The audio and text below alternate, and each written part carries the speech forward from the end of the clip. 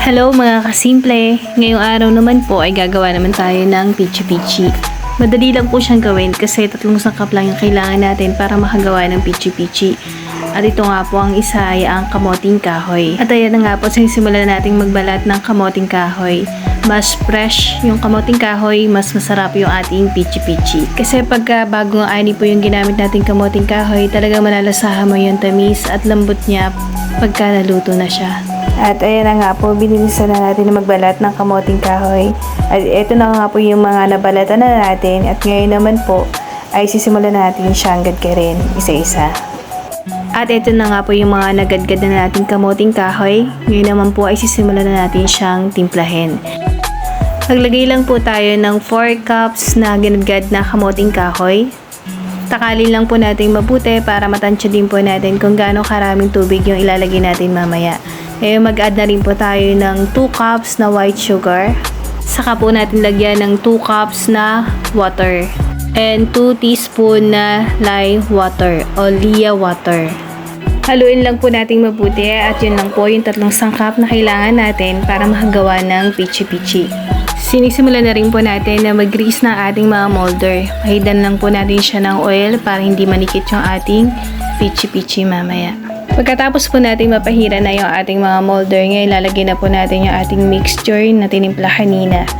Huwag lamang po natin punain para hindi siya umapaw mamaya. O diba mga kasimple, napaka-easy lang ng ingredients niya. 3 klase lang yung kailangan natin para makagawa ng pichi-pichi. Sa konting puhunan, pwede mo na rin siyang gawing negosyo at ipambenta sa inyong mga kalapit-bahay. Saka po natin siya isalang sa ating steamer within 50 minutes. At ayan na nga po, luto na yung ating mga pichi-pichi.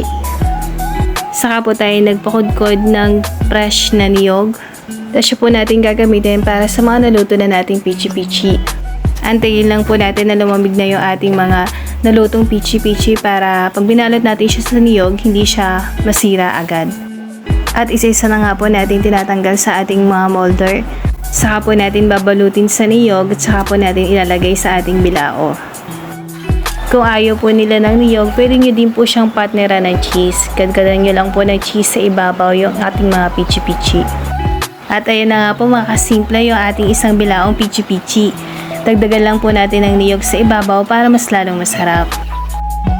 O diba mga kasimple, napaka-easy lang ng recipe natin para sa ating pichi-pichi. Ngayon, pwede mo na din itong subukan para yung pagkakitaan. Basta lagi nyo lang pong tatandaan, basta gusto mo yung ginagawa mo, lalabas itong masarap at maganda. Yun lamang po mga kasimple at sana nag-enjoy po kayo sa panonood.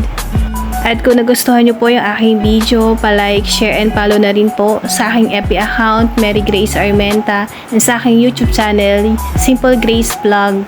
Maraming salamat po mga kasimple. Thank you for watching!